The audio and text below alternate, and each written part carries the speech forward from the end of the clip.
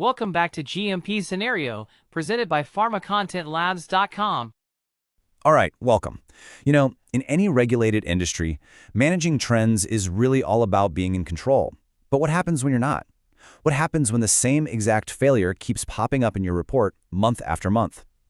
Well, today we're going to tear down and rebuild the architecture of a compliant trend escalation system.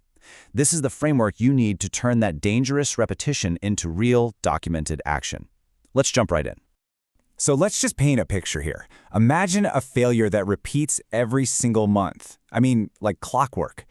The question is, under GMP, is it okay to just, note it down and call it a day? The answer? Absolutely not. No way. And this gets to the very core of the problem. It leads to what I call a report without control. A document that's supposed to show you're on top of things is actually signaling the exact opposite. And you've probably seen this, right? The monthly QA report lands on your desk and there it is again. The same failure mode from last month and, the month before that too. And you look at the comment next to that recurring failure and what does it say? No action required. And you see it again the next month. No action required. It's just copy-paste, copy-paste. This creates this, fake sense of control, right? It's a paper trail that leads absolutely nowhere, while a real problem is just getting bigger and bigger.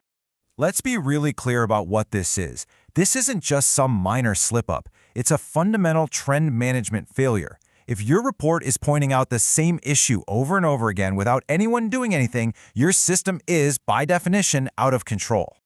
And that lack of control, well, it has very real consequences that go way beyond just having messy paperwork. We are talking about serious systemic risk here.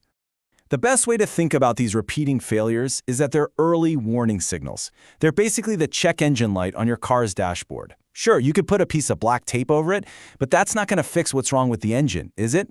These signals are your process screaming that something deeper is broken. So why is this such a big deal? Well, for starters, when you ignore these signals, you're basically letting a tiny crack in the foundation grow into a massive systemic risk.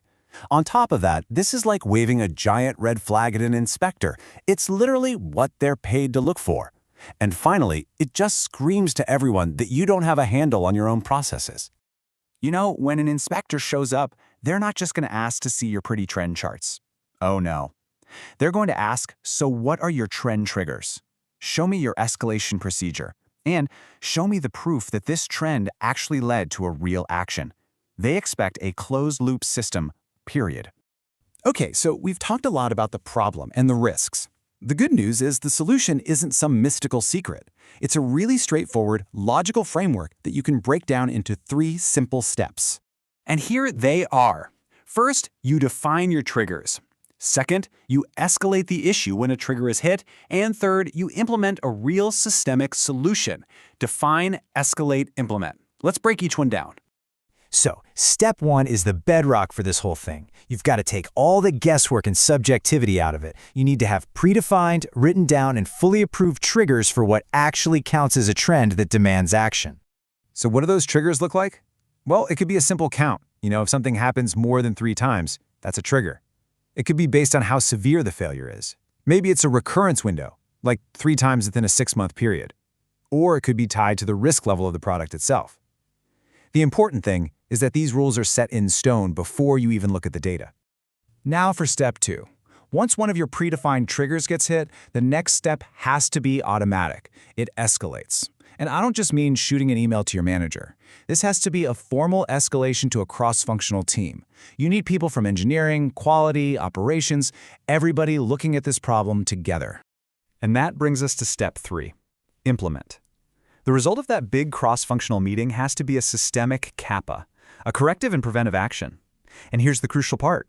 This CAPA can't just be a band-aid on the latest event. It has to be tied directly to the real root cause of why this thing keeps happening in the first place.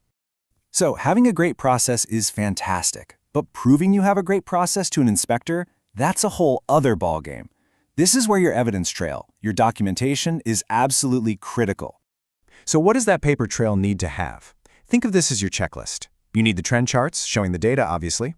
You need the document explaining why you chose those specific triggers. You need meeting minutes from your escalation reviews. You absolutely need a clear, documented link to the systemic CAPA number. And last but not least, you need to show proof that your CAPA actually worked. Okay, so with all this in mind, what's the single biggest mistake that companies make? What is the number one thing that's going to make an inspector's ears perk up? This really gets to the heart of it. You can see the huge difference in approach here. The trap so many people fall into is just closing out each failure one by one, treating every single event like it's a complete surprise, a total one-off. But the compliant way, that's totally different. It means you're doing a full systemic review. You're digging for that real underlying root cause, and you're putting a CAPA in place that fixes the whole system, not just patching up the latest symptom.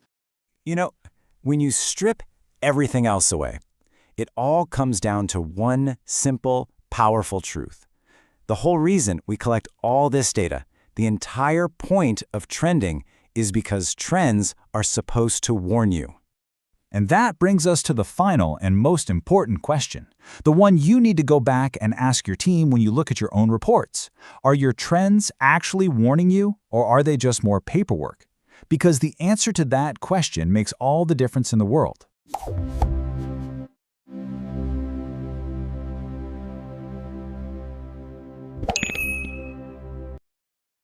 Thank you for watching. If this helped, like and subscribe. More GMP scenarios coming.